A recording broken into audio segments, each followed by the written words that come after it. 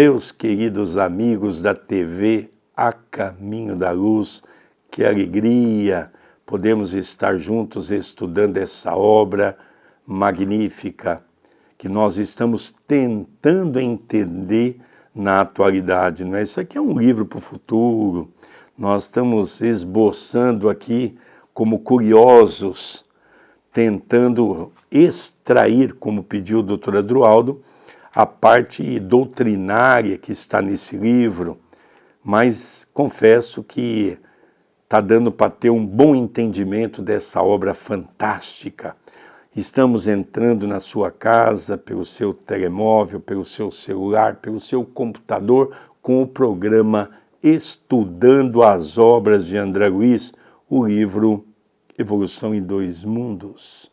Tudo bem com você, André Luiz? Tudo bem, querido Sérgio, que alegria, mais um dia em podermos aprender com o espírito de André Luiz, pelas mãos de Chico Xavier e Valdo Vieira, que o capítulo de hoje, igualmente, possa nos trazer muitas reflexões, muito entendimento, e agradecemos as mensagens carinhosas, as mensagens fraternas que temos recebido semanalmente aqui pelo canal.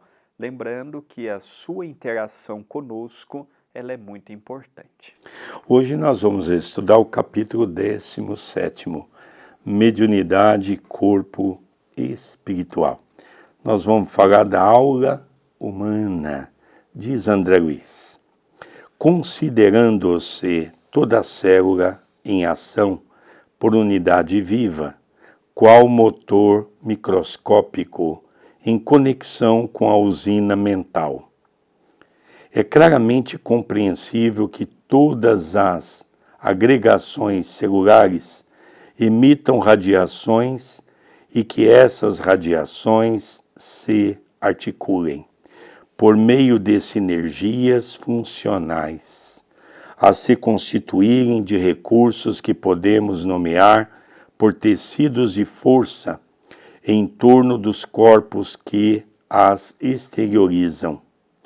Todos os seres vivos, por isso, dos mais rudimentares aos mais complexos, se revestem de um halo energético que lhes corresponde à natureza.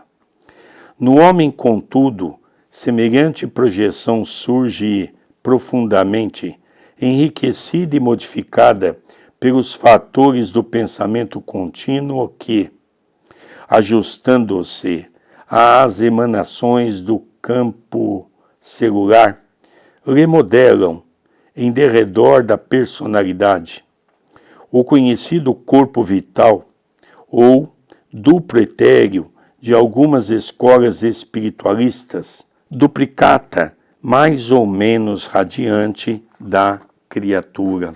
Nas reentrâncias e ligações sutis dessa túnica eletromagnética de que o homem se entranja, circula o pensamento, colorindo-a com as vibrações e imagens de que se constitui, aí exibindo, em primeira mão, as solicitações e os quadros que improvisa antes de irradiá-los no rumo dos objetos e das metas que demanda. Aí temos nessa conjugação de forças físico-químicas e mentais a aura humana, peculiar a cada indivíduo, interpenetrando-o ao mesmo tempo que parece emergir dele à maneira de campo ovoide. Não obstante, a feição irregular em que se configura, valendo por espelho sensível em que todos os estados da alma se estampam com sinais característicos e em que todas as ideias se evidenciam, plasmando telas vivas quando perduram em vigor e semelhança, como no cinematógrafo comum, fotosfera psíquica, entretecida em elementos dinâmicos, atende à cromática variada, segundo a onda mental que emitimos, retratando-nos todos os pensamentos em cores e imagens que nos respondem aos objetivos e escolhas enobrecedores ou deprimentes. Então nós vemos que a aura coletiva está subordinada à aura individual, já trazida, descoberta, que todos nós a possuímos em torno de nós, conforme a nossa vibração, conforme a nossa paz de espírito, conforme a nossa paz daquele instante. Mas aqui André Luiz vem nos dizer que a partir do momento que chegamos na condição hominal e adentramos o reino do pensamento contínuo, pelas nossas escolhas, pelas nossas decisões, pelo fluxo que seguimos e pelo roteiro que imprimimos em nossa própria jornada terrena, naturalmente nós vamos atraindo para nós uma qualidade de espiritualidade, seja encarnado ou seja desencarnado. Nós vamos atraindo pelo pensamento, pelas emanações, pelos desejos, pelo que queremos, vamos escolhendo no nosso dia a dia. Então, se nós temos a oportunidade de nos encontrarmos no plano espiritual superior, naturalmente que os residentes que lá se encontram, a aura coletiva, que é o que vibra, por assim dizermos, é extremamente positivo. Vamos para a descrição de nosso lar, todos se apaixonam por aquela cidade, querem lá estar. Agora, se nós formos para uma cidade estranha, como André Luiz nos fala no livro Libertação, a psicosfera que lá há, a aura coletiva que lá há, é extremamente densa, é extremamente negativa, é extremamente atrasada. Então, quando falamos de coletividade, falamos de vastidão. As pessoas são atraídas pela lei da afinidade. Então nós vamos recapitular que a aura humana, na década de 40, foi descoberta por uma alemã, que agora o nome eu não consigo traduzir com exatidão, e ela descobriu uma máquina, que se não me falha a memória, é o equipamento Kircher, que era o sobrenome dela, e isso fez com que estudasse a aura individual do homem. Nós tivemos a NASA, nos Estados Unidos, um cientista chamado Paul Hilder, e Paul Hilder, ele estudou mais de 20 mil pessoas. Paul Hilder era casado com uma brasileira, e ele fez questão de vir no Brasil. Entre algumas pessoas que foram escolhidas estava Francisco Cândido Xavier. E aqui tem um dado muito interessante que, resumindo a pesquisa em mais de 20 mil pessoas, se descobriu que a aura normal da pessoa, quando está bem, a aura positiva, a aura que são aquelas cores claras, ela se deu em torno de 10 a 15 centímetros, no máximo 20 centímetros, que a aura da pessoa quando ela estava bem. Quando estudado Chico Xavier, Paul Hilder havia montado uma máquina e o Chico colocou as mãos dele e depois então descobriu que a aura do Chico era muito grande. Ele falou: olha, Chico, eu acho que está aqui um problema na máquina. Pediu para o Chico sentar novamente e depois, quando o Chico retornou, ele, com outra máquina, ele descobriu que realmente não era a máquina que estava com erro, é que a aura de Chico Xavier apresentou 10 metros de circunferência. Ou seja, ele ficou abismado de ver um homem com uma aura tão grande que jamais havia estudado um homem daquela natureza. E nós ficamos aqui imaginando qual seria a aura de Jesus, né, André? Então isso é uma somatória para a gente entender a aura. Vamos agora ver um pouquinho, dando continuidade, já que nós temos a aura, vamos ver um pouquinho a mediunidade inicial. Diz André Luiz: a aura é, portanto, a nossa plataforma onipresente em toda comunicação com as rotas alheias, antecâmara do espírito, em todas as nossas atividades de intercâmbio com a vida que nos rodeia, por meio da qual somos vistos e examinados pelas inteligências superiores, sentidos e reconhecidos pelos nossos afins, e temidos e hostilizados ou amados e auxiliados pelos irmãos que caminham em posição inferior à nossa. Isso porque exteriorizamos de maneira invariável o reflexo de nós mesmos, nos contatos de pensamento a pensamento, sem necessidade das palavras para simpatias ou repulsões fundamentais. É por essa couraça vibratória, espécie de carapaça fluídica, em que cada consciência constrói o seu ninho ideal, que começaram todos os serviços da mediunidade na Terra, considerando-se a mediunidade como atributo do homem encarnado para corresponder-se com os homens liberados do corpo físico.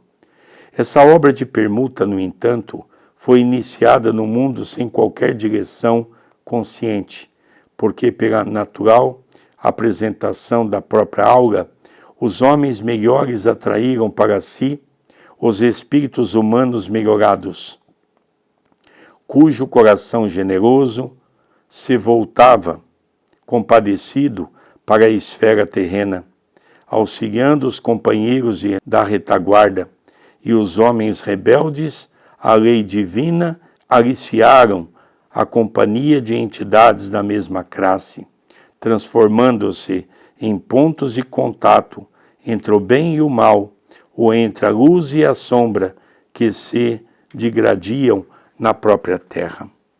Pelas ondas de pensamento a se enovelarem umas sobre as outras, segundo a combinação de frequência e trajeto, natureza e objetivo, encontraram-se as mentes semelhantes entre si, formando núcleos de progresso em que homens nobres assimilaram as correntes mentais dos espíritos superiores, para gerar trabalho edificante e educativo, ou originando processos vários de simbiose em que almas estacionárias se enquistaram mutuamente, desafiando debalde os imperativos da evolução e estabelecendo obsessões lamentáveis, a se elastecerem sempre novas nas teias do crime, na etiologia complexa das enfermidades mentais. A intuição foi, por esse motivo, o sistema inicial de intercâmbio, facilitando a comunhão das criaturas, mesmo à distância, para transfundi-las no trabalho sutil da telementação, nesse ou naquele domínio do sentimento e da ideia, por intermédio de remoinhos mensuráveis de força mental, assim como, na atualidade, o remoinho eletrônico infunde em aparelhos especiais a voz ou a figura de pessoas ausentes em comunicação recíproca na radiotelefonia ou na televisão. Então aqui o segundo item de hoje, André Luiz vem falar da mediunidade inicial. O que hoje para nós ainda é um grande desafio, a mediunidade em si, pelas lutas que se faz a mediunidade no nosso plano, aqui ele está dizendo essa grande conquista que o homem teve, podendo interagir com as outras dimensões. Moisés, que é aproximadamente 1.500 anos antes de Jesus, portanto 3.500 anos atrás, já havia os médiuns naquela época com os nomes de pitons, pitonisas, ele até coibiu o intercâmbio dos hebreus com os espíritos por meio das pitonisas, dos pitons, porque estavam ali tirando o livre-arbítrio da pessoa em tudo, perguntavam ao mundo espiritual. A mediunidade, ela faz parte da vida do homem desde que o homem chegou à Terra. Logicamente que quanto mais evoluída é a humanidade, mais sublimada será a mediunidade, quanto menos evoluído é o homem, mais comercial, mais material ela se tornará. E aqui ele vai dando essa excursão da sua fase inicial, da sua fase embrionária. E ele fala também um pouquinho do mundo de ação e reação pela qual nós vivemos. O nosso pensamento atrai os espíritos, então André Luiz vem explicar para nós que a mediunidade, todos nós a temos e todos nós temos companhia que nos acompanha. Esses espíritos são de acordo do nosso grau evolutivo e pensamento. Se temos bons pensamentos, teremos bons espíritos nos acompanhando. Se temos maus pensamentos, logicamente teremos espíritos ruins nos acompanhando. Então é muito importante, André Luiz vem nos chamar a atenção sobre a forma pensamento. Agora nós vamos ver um pouquinho sono e desprendimento. Diz André Luiz: releva, contudo, assinalar que, em se iniciando a criatura na produção do pensamento contínuo, o sono adquiriu para ela uma importância que a consciência em processo evolutivo até aí não conhecera. Usado instintivamente pelo elemento espiritual como recurso reparador no refazimento das células em serviço, semelhante estado fisiológico carreou novas possibilidades de realização para quantos se consagrassem ao trabalho mais amplo de desejar e mentalizar. Ansiando livrar-se da fadiga física após determinada cota de tempo, no esforço da vigília diária e, por isso mesmo, entregue ao relaxamento muscular, o homem, operante e indagador, adormecia com a ideia fixada a serviço de sua predileção. Amadurecido para pensar e lançando de si a substância de seus propósitos mais íntimos, ensaiou, pouco a pouco, tal como aprendera, vagarosamente, o desprendimento definitivo nas operações da morte. O desprendimento parcial do corpo sutil durante o sono, desenfaixando-o do veículo da matéria mais densa, embora sustente-o ligado a ele por laços fluídico-magnéticos a se dilatarem levemente dos plexos e, com mais segurança, da fossa romboide. Encetado o processo de sonolência, com as reações motoras empobrecidas e impondo mecanicamente a si mesma, o descanso temporário, no auxílio às células, fadigadas de tensão, isto desde as eras remotas, em que o pensamento se lhe articulou com fluência e continuidade.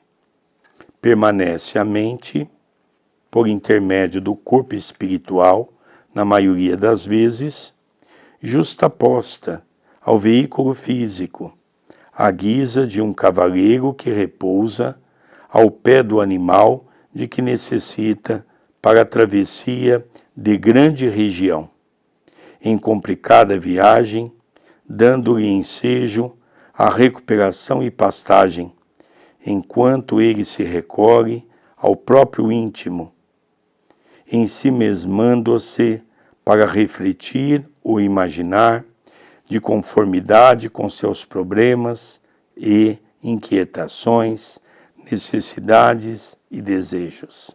Então aqui André Luiz vai falar de um assunto que no livro dos Espíritos, Kardec projeta algumas dezenas de questões. a partir da questão de número 400, em que vai falar do sono, do sonho, da morte aparente, da catalepsia, da letargia.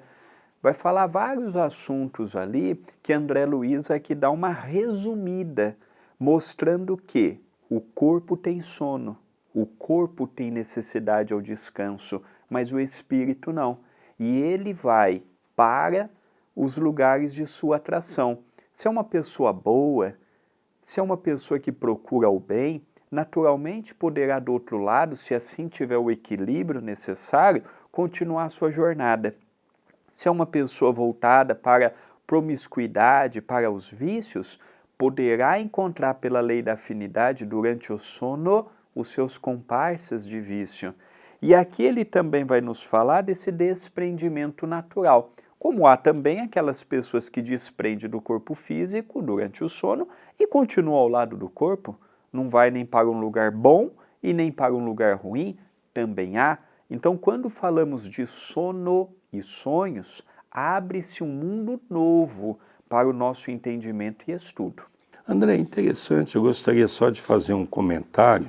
Eu tive acompanhando um departamento novo de alguns anos para cá, na USP São Paulo, chamado o Departamento do Sono.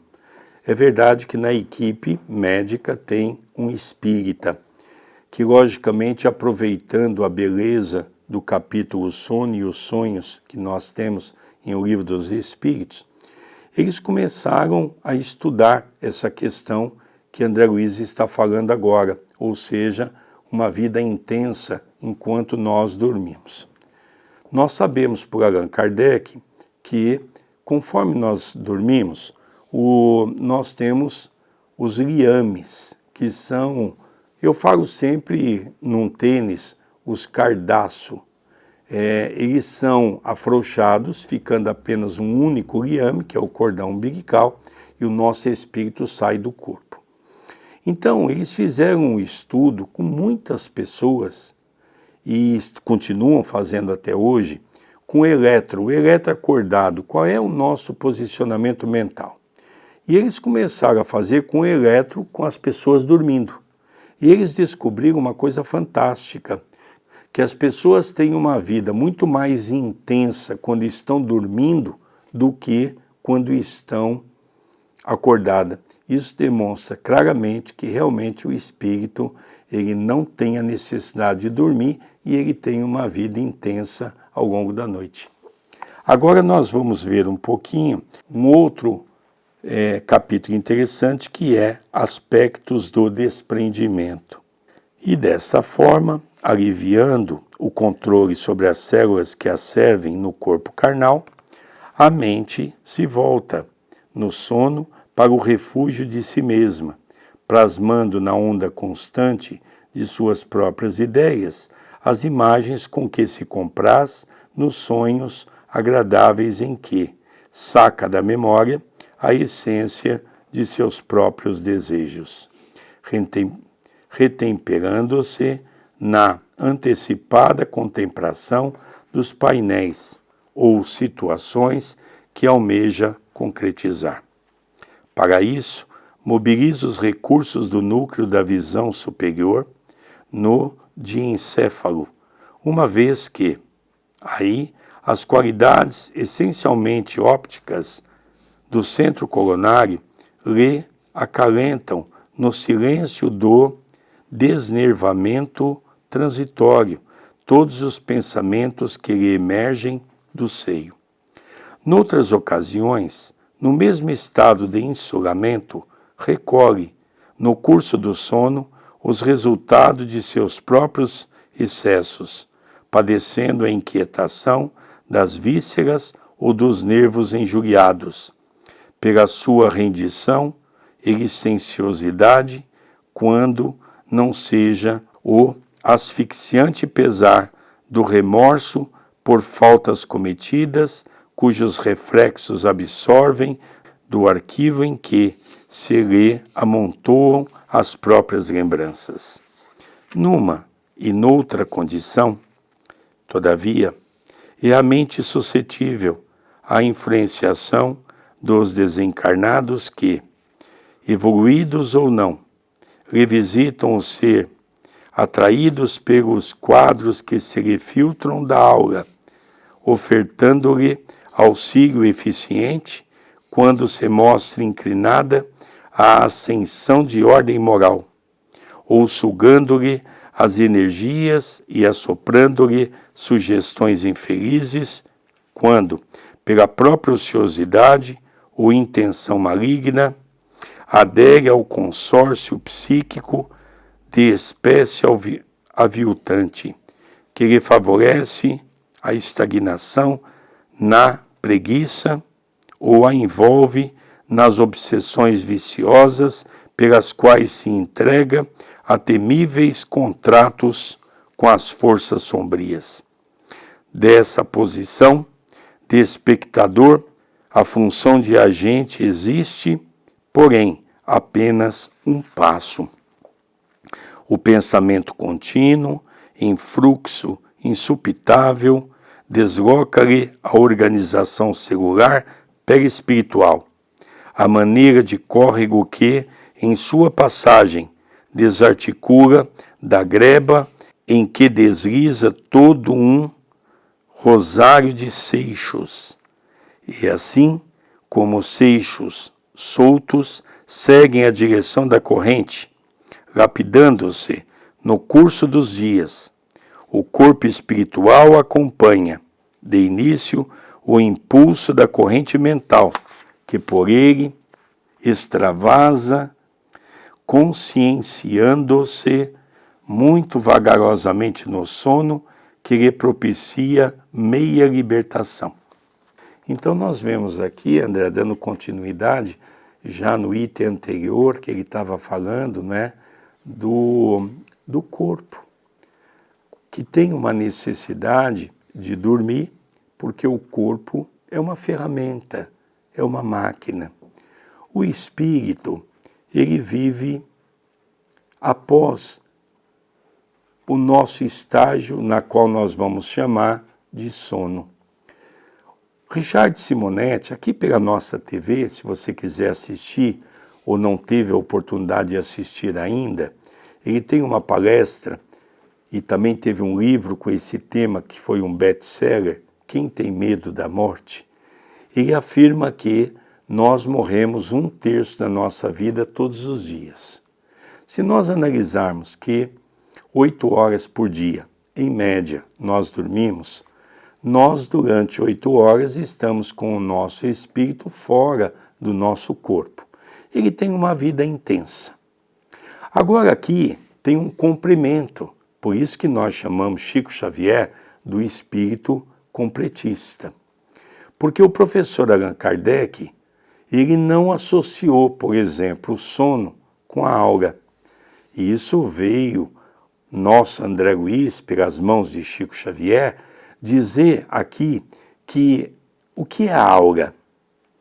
Nos dias que nós estamos bem, a nossa irradiação do nosso corpo perispiritual e físico, ele se faz assim dentro de cores claras. No dia que nós estamos ruins, raivosos, bravos, chateados, emitindo maus pensamentos, a nossa aura é de cor escura. Como é que os espíritos se aproximam de nós? André Luiz explica aqui, pela nossa aura. Olha que coisa interessante. Os afins se atraem. Então aqui é um grande complemento para as questões, a partir da questão 400, como o André já mencionou, que é o sono e os sonhos, nós temos que estudar esse capítulo para saber como é que o nosso espírito ele está quando nós estamos dormindo. Nós não precisamos ser um gênio para descobrir. Pela nossa aura, nós vamos ser encontrados pelos espíritos e nós podemos ter uma noite belíssima de trabalho junto dos espíritos superiores, como nós podemos ter uma noite de luta, de trevas, de horror, se nós formos aqueles espíritos pessimistas. O capítulo de hoje, tanto hoje quanto o último que vimos, são capítulos apaixonantes que mostram como a nossa mente ela interfere. No caso de hoje, em relação ao sono e à vida que nós temos quando estamos temporariamente libertos do corpo físico. Antes de eu entrar no capítulo Mediunidade Espontânea, eu queria dizer, André, que nesses anos todos, que são muitos anos que eu faço atendimento fraterno, eu atendi muitas pessoas que têm verdadeiro medo de dormir. São pânicos. Tem pessoas que quando vai chegando a noite, tem pânico, porque sabe que as horas que adormece tem sonhos terríveis, tem momentos ruins no mundo espiritual. É quando nós começamos a trabalhar com essa pessoa no centro espírita, passa-se por um tratamento, hoje nas macas, no hospital que nós temos dentro do CEPAC, e ali nós vamos percebendo que um trabalho com o corpo, com o perispírito, essa pessoa vai aprendendo a dominar o seu eu, vai começando a ter uma linha de pensamento positivo e com o tempo, André, ela vai adormecendo. Porque até então, pela ciência, só através de remédio. E mesmo assim, ela adormece, mas tem noites horríveis. Então, um tratamento espiritual é muito bom para ajudar pessoas que têm insônia e que têm medo de dormir. Agora nós vamos ver um pouquinho essa mediunidade espontânea, que é o seguinte. Nessa fase primária de novo desenvolvimento, encontra-se, como é natural, ao pé dos objetos que lhe tomam o interesse. É assim que o lavrador, no repouso físico, retorna, em corpo espiritual, ao campo em que semeia, entrando em contato as entidades que amparam a natureza. O caçador volta para a floresta. O escultor regressa, frequentemente no sono, aos brocos do mármore em que aspira a desentranhar a obra-prima. O seareiro do bem volve a galeira de serviço em que se lhe desdobra a virtude, e o culpado torna o local do crime, cada qual recebendo de espíritos afins os estímulos elevados ou degradantes de que se fazem merecedores. Consolidadas semelhantes relações com o plano espiritual, por intermédio da hipnose comum, começaram na Terra os movimentos da mediunidade espontânea, porquanto os encarnados que demonstrassem capacidades mediúnicas mais evidentes pela comunhão menos estreita entre as células do corpo físico e do corpo espiritual, em certas regiões do campo somático, passaram das observações durante o sono às observações da vigília, a princípio fragmentárias, mas acentuáveis com o tempo, conforme os graus de cultura a que fossem expostos. Quanto menos densos os elos entre os implementos físicos e espirituais nos órgãos da visão, mais amplas as possibilidades na clarividência, prevalecendo as mesmas normas para a clareaudiência e para modalidades outras, no intercâmbio entre as duas esferas, inclusive as peculiaridades da materialização, pelas quais os recursos periféricos do citoplasma, a se condensarem no ectoplasma da definição científica vulgar, se exteriorizam do corpo carnal do médium, na conjugação com as forças circulantes do ambiente, para a efêmera constituição de formas diversas. Desde então, iniciou-se o correio entre o plano físico e o plano extrafísico, mas, porque a ignorância embotasse ainda a mente humana, os médiuns primitivos nada mais puderam realizar que a fascinação recíproca, ou magia elementar, em que os desencarnados, igualmente inferiores, eram aproveitados, por via hipnótica, na execução de atividades materialistas, sem qualquer alicerce na sublimação pessoal. Nós aqui estamos falando do laboratório da mediunidade, quando a mediunidade deu seus primeiros ensaios na nossa dimensão, tudo muito aquém. Se hoje, volto a repetir, é difícil ser médium, somos ainda muito frágeis. Manter uma linha segura com a espiritualidade superior é muito delicado. Pelas próprias lutas que ainda trazemos em nós, aqui ele está dizendo das primeiras manifestações espontâneas que nós tivemos na nossa dimensão. Tudo muito simples, tudo muito aquém, tudo muito longe do que hoje nós conseguimos. Olha o avanço que nós tivemos daquele período primitivo para os dias atuais e como ainda estamos longe da perfeição mediúnica. E começa, né, a dizer da clariaudiência, e fala um pouquinho para nós também da clarividência, aonde começamos a desenvolver esse aspecto, saindo do sono, né, que também é uma mediunidade, saindo das lembranças do sonho, quando nós despertamos, ele diz que passamos a ter uma vida já dentro da mediunidade, começando a ver, a ouvir, a sentir.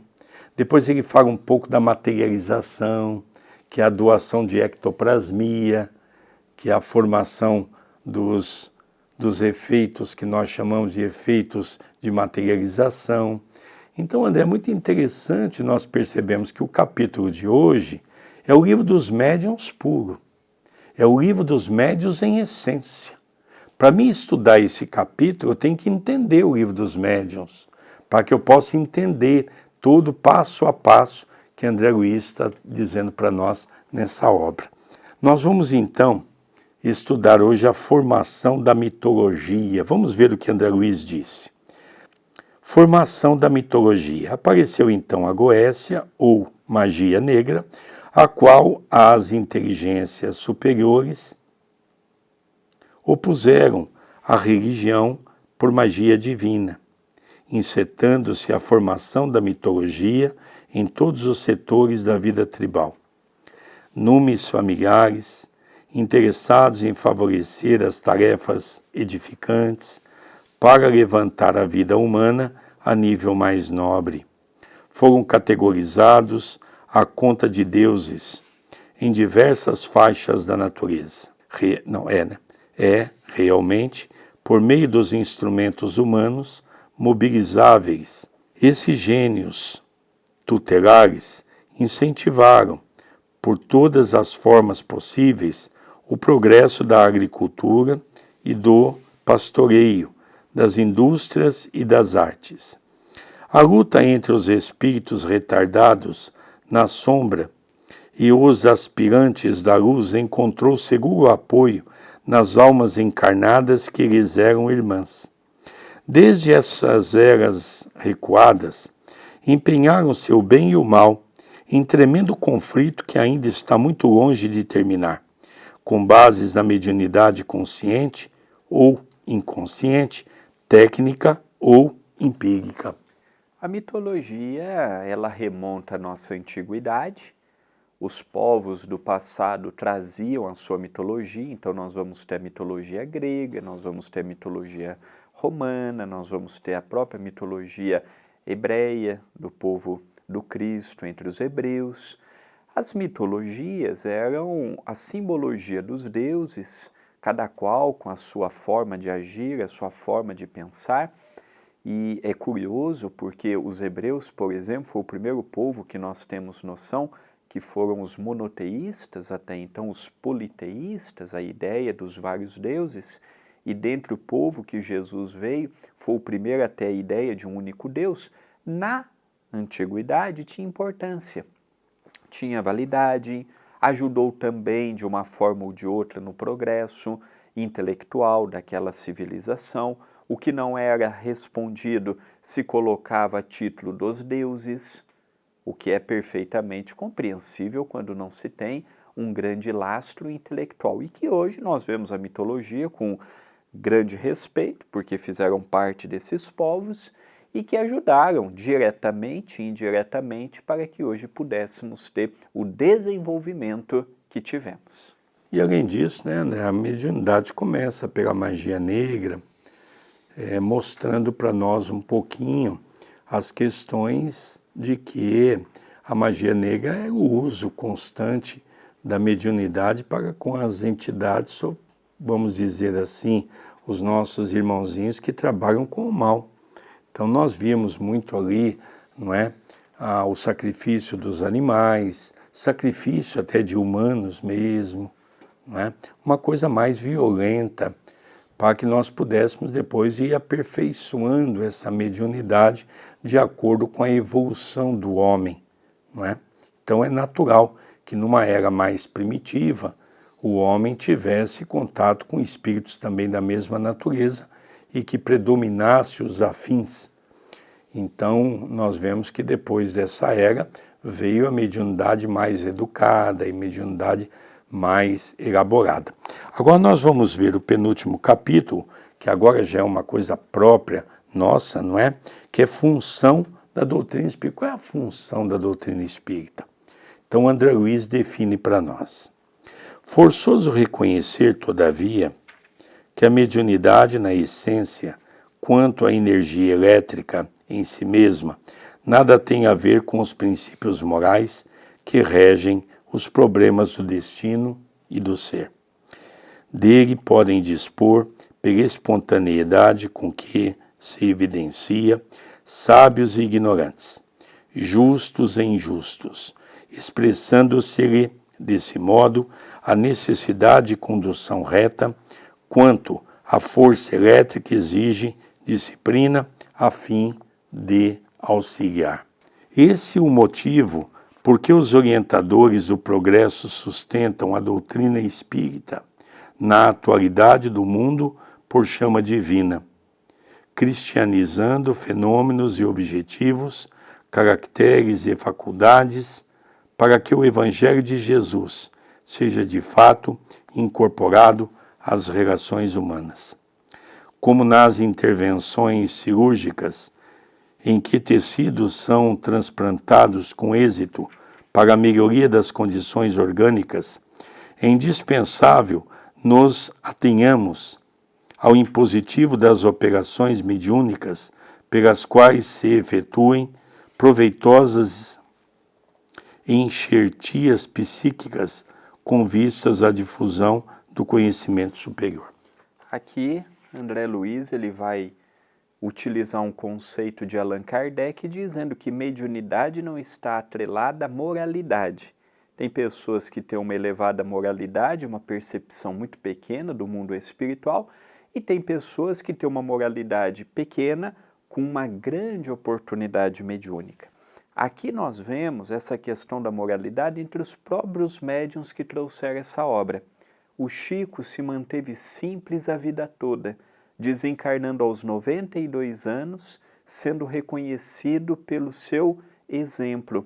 Valdo Vieira, um grande médium, uma grande cabeça, um grande intelectual, mas não tinha o mesmo domínio no reino da moralidade e não sustentou os compromissos assumidos com os bons espíritos. Mediunidade, de fato, é uma bênção na vida de todos que se conscientizam do seu papel e da sua importância. Ser médium é fácil, o difícil é ser um médium educado, um médium equilibrado, um médium que se mantém simples, que se mantém humilde. Ter faculdade mediúnica não quer dizer nada. Grandes tiranos da humanidade foram médiuns.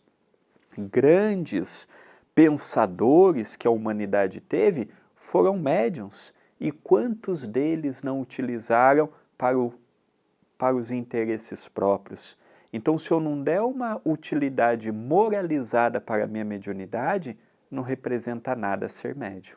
Eu gostaria também de elencar um fato que eu acho que é muito interessante, quando ele diz assim, para que o Evangelho de Jesus seja de fato incorporado às relações humanas. Nós não criticamos nenhuma religião espiritualista que tem contato com o plano espiritual. Nós rechaçamos qualquer trabalho, seja ele de qualquer organização espiritual, que trabalham seja na Umbanda, na Quimbanda, no Candomblé, na magia negra, que trabalha com o mal. Porque a doutrina espírita veio trazer para todos nós a incorporação da mediunidade junto com Jesus. E não é concebível que nós possamos fazer o mal para alguém. Só de nós pensarmos em fazer o mal para alguém, nós já estamos fora do Evangelho. Só imaginar que nós temos que trabalhar com entidades espirituais que ainda têm, correndo sobre si, a maldade e querendo fazer mal para o próximo, já não podemos dizer que nós devemos aceitar. Esse capítulo é de suma importância, porque o espiritismo kardecista tem como função básica trazer cientificamente o que é a mediunidade e quando ela é alocada no movimento espírita, ela tem que ser cristianizada. Como ele diz aqui, cristianizada. E quando nós cristianizamos a mediunidade, nós vamos receber, sim, nos nossos trabalhos de desobsessão, esses irmãos violentos. Não para ser comparsa, mas sim para orientá-lo da importância deles saírem desse caminho do mal para seguir o caminho do bem. E agora, para encerrar, nós vamos ver mediunidade e vida, diz André Luiz. Eminentes fisiologistas e pesquisadores de laboratório procuraram fixar mediunidade e médiuns a nomenclaturas e conceitos da ciência metapsíquica. Entretanto, o problema, como todos os problemas humanos, é mais profundo, porque a mediunidade jaz adstrita à própria vida, não existindo, por isso mesmo, dois médios iguais, não obstante a semelhança no corpo das impressões. Por outro lado, espiritualistas distintos julgam-se no direito de hostilizar-lhe os serviços e impedir-lhe a eclosão, encarecendo-lhe os supostos perigos, como se eles próprios, mentalizando os argumentos que avocam, não estivessem assimilando, por via mediúnica, as correntes mentais intuitivas, contendo interpretações particulares das inteligências desencarnadas que os assistem. A mediunidade, no entanto, é faculdade inerente à própria vida e com todas as suas deficiências e grandezas, acertos e desacertos, é qual o dom da visão comum, peculiar a todas as criaturas, responsável por tantas glórias e tantos infortúnios na terra. Ninguém se lembrará, contudo, de suprir os olhos, porque milhões de pessoas, em face de circunstâncias imponderáveis da evolução, dele se tenham valido para perseguir e matar nas guerras de terror e destruição. Urge iluminá-los, orientá-los e esclarecê-los. Também a mediunidade não requisitará desenvolvimento indiscriminado, mas sim, antes de tudo, aprimoramento da personalidade mediúnica e nobreza de fins, para que o corpo espiritual, modelando o corpo físico e sustentando-o, possa igualmente erigir-se em filtro real das esferas superiores, facilitando a ascensão da humanidade aos domínios da luz. Esse capítulo foi recebido por Valdo Vieira, em Uberaba, no dia 26 de março de 1958. Então aqui, mediunidade e vida. André Luiz, ele coroa o capítulo de hoje mostrando para nós que a mediunidade faz parte da lei da natureza, que não é exclusividade de nós os espíritas, mas que, se não dermos uma moralidade para ela, uma finalidade útil para ela, de nada adianta ser médium, de nada adianta interagir com o mundo espiritual. Se nós não dermos um comprimento à altura, nós vamos estar utilizando equivocadamente o dom precioso de intercâmbio com o plano espiritual. Mediunidade, ela pode ser vista extremamente positiva quando compreendemos a faculdade que nos foi emprestada, ao ponto de André Luiz dizer que não existe sobre a Terra dois médiuns iguais, cada qual seguindo o seu rumo, mas que se eu não der essa utilidade a ela, eu vou ser um médium medíocre, utilizando ela a vida toda, mas sem aprofundamento, sem uma utilidade que possa gerar luz e benefício às pessoas ao meu lado. Em suma, nós podemos resumir esse capítulo, que é de uma grandeza, quando nós falamos de mediunidade, resumindo, a mediunidade ela não é um atributo do movimento espírita. Ele é um atributo do homem. Existem milhares de pessoas dentro da Igreja Católica que são médiuns, existem milhares de pessoas dentro da Igreja Evangélica que são médiuns, existem vários ateus que são médiuns, existem várias pessoas dentro dos muçulmanos que são médiuns. A mediunidade, segundo o próprio Allan Kardec, é o sexto sentido. Nós já desenvolvemos 5 sentidos, que é o sentido natural de ouvir, de falar, de ver, de sentir. E agora nós estamos estudando o sexto sentido, que é a mediunidade. E é por isso que a mediunidade é muito nova para todos nós. Estamos começando a entender os seus princípios e a conexão de ser médium, ou seja, de traduzir a mensagem do plano espiritual. Mas o importante é saber que quanto mais eu desenvolvo a minha reforma íntima, quanto mais a moralidade vai se apresentando nos meus gestos, mais eu passo a ter companhia de espíritos evoluídos. Nós estamos encerrando o capítulo de hoje pedindo a sua ajuda para o canal. O gostei, o comentário do vídeo, o compartilhamento, a inscrição e o se torne membro.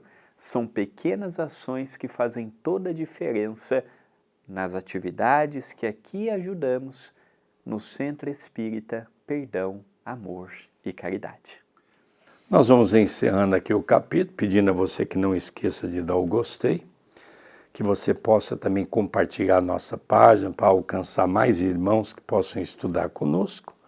E rogamos a Jesus que possa continuar nos envolvendo para que possamos desenvolver esse trabalho com os 2 planos da vida, auxiliando sempre o nosso próximo, seja aqueles que estão no mundo físico, seja aqueles que pela mediunidade podemos ajudar no mundo espiritual.